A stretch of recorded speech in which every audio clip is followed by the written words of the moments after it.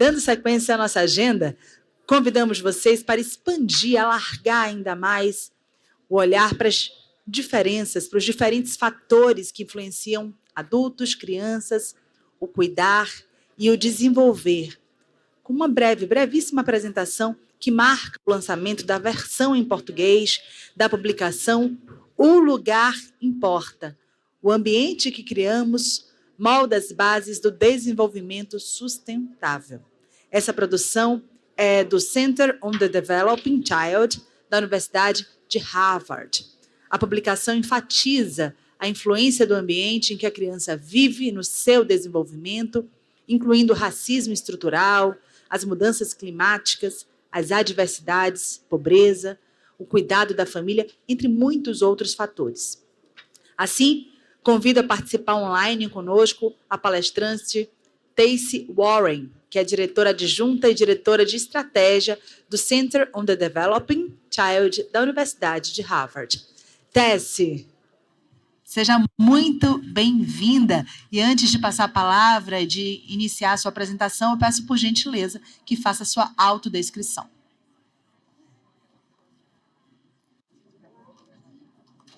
Sure. I'm delighted to be here with you. So I am the Deputy Director and Chief Strategy Officer at the Center on the Developing Child. And we have a new paper that came out a couple months ago, which we are delighted has now been translated into Portuguese. And I am going to give you a very quick overview of the content of that paper. And I understand you're a tiny bit behind schedule, so I will be very brief and encourage you to read the full paper for more information. All right.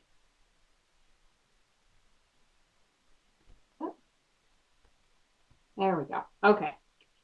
So all the things that are at the core of what you all have been talking about over the course of today, the importance of relationships for children and their caregivers, and strong services that support maternal health and mental health and literacy for young children, so important. And what this paper does is bring in the broader context, the broader environment, in the ways in which those create the conditions in which those relationships take place and make it harder or easier for caregivers and families to provide what children need. Those individual relationships take place in a context. All right, so the big idea here is that place matters, right? What surrounds us shapes us, and the environment that we create shapes foundations of early health and development that then influence a child's trajectory for the rest of their life. This includes sort of first inner ring of the social environment. It also includes the built and natural environment, right? The physical environment that surrounds children and families. And it includes the systemic influences, the policies that influence where people are able to live and how resources are distributed, often very unequally. So every environment is infused with a combination of influences, which can have positive and negative influences on health and development. Let's start with the social environment, right? So if you think about it, this is sort of the nature of how you feel in your environment, the relationships around you, the supports, right? It includes things like responsive relationships inside and outside of the family or the home. It includes the significant stress or adversity that come from our environment and from our network, and we know can be really harmful for young children and their caregivers. It includes caregiver well-being and mental health, a sense of social connectedness and belonging. You know, how do you feel? Do you feel connected and a part of and supported by your community? I'm sure we can all appreciate the ways in which that allows you as a caregiver to then turn around and show up for your child in the kind of sort of responsive and nurturing relationships that we know are so important for development. The community supports around children and families, and really important, the faith and cultural traditions that are such a critical grounding and foundational factor for the social environment. All right, going one rung out in that set of concentrics. The paper and the center's work also talks about the built and natural environment, the physical environment where children and families live, and the fact that those environmental conditions can have positive and negative influences, particularly on health and on developing biological systems. Children during the sort of prenatal period and the first couple years of life, their systems are developing so quickly, and they're extremely sensitive to environmental exposure, both positive and negative. So this includes kind of positive influences like access to nutritious food, clean drinking water, safe green spaces, the ability to be outside in nature to feel safe,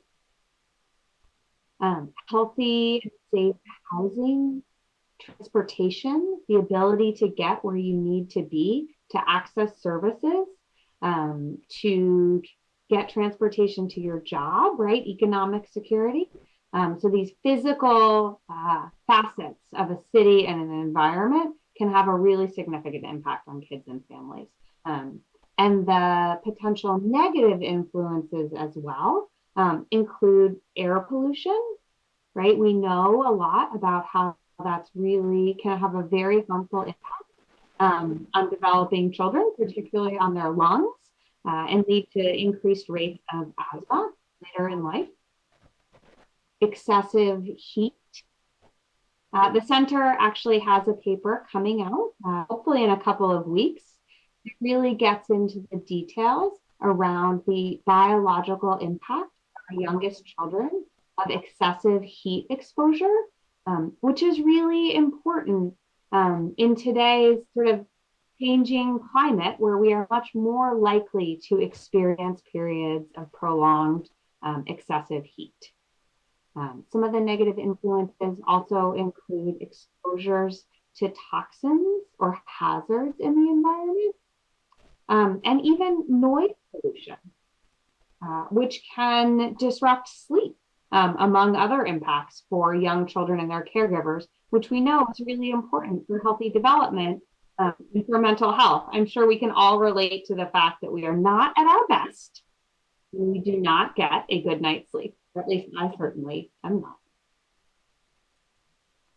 So moving kind of one rung out now to the factors that influence those physical environments and the social environments where children and families live are the systemic influences.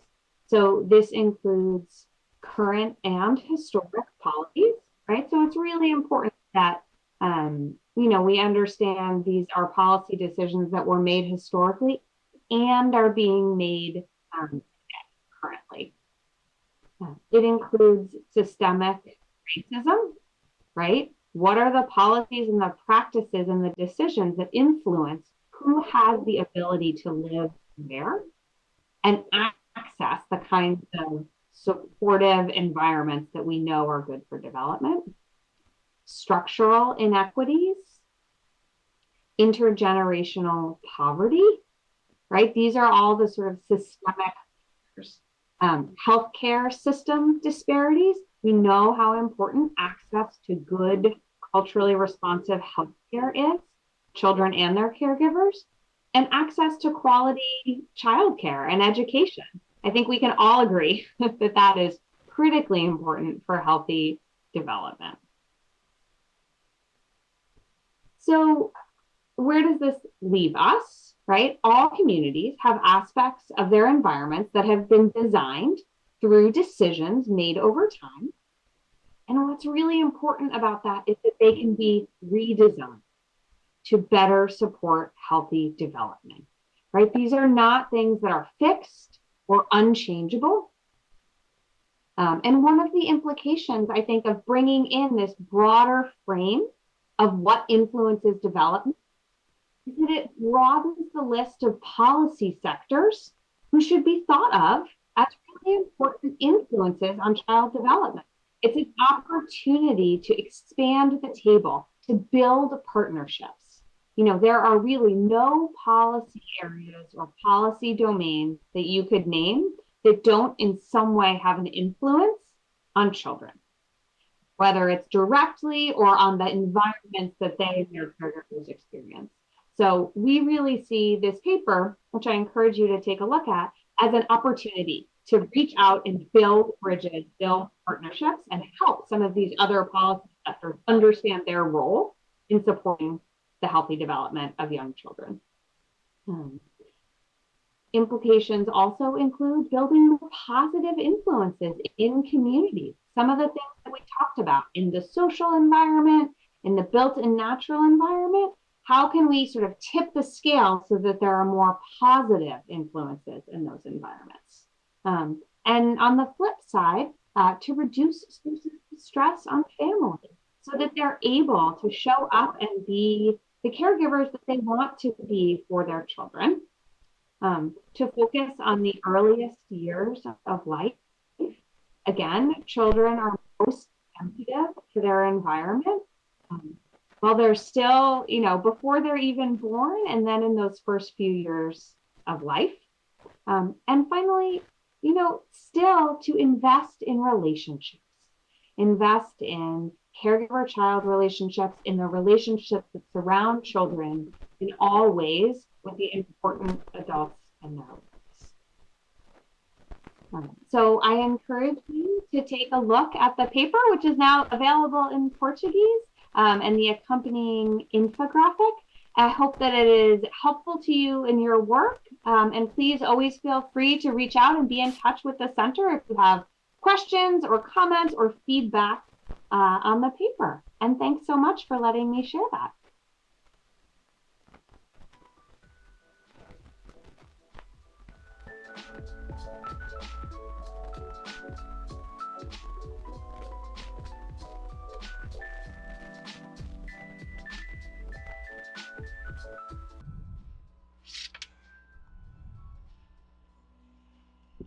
Eita, minha gente! Foi um dia especial, um dia e tanto, hein? Chegamos ao fim desta edição do Simpósio Internacional de Desenvolvimento da Primeira Infância. E eu não sei vocês, mas eu saio daqui cheia de ideias, de conteúdo, de vontade, de compromissos, né? Agradeço imensamente a vocês que vieram, a quem está em casa acompanhando até agora, que passou esse dia especial conosco.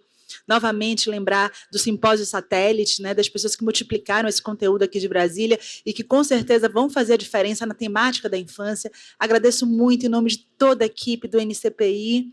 Agradecer também a confiança no meu trabalho. Volto a dizer, eu sou Vânia Dias, sou jornalista, comunicadora. Aqui estou como mestre de cerimônia, foi uma oportunidade incrível, gente, profissionalmente, pessoalmente, como mãe também, e agora uma nova embaixadora, certamente, dessa bandeira da infância, das infâncias, porque a gente não pode falar em infância no singular, são muitos Brasis, muitas possibilidades, muitos desafios, né, para a gente tocar esse futuro que são essas crianças.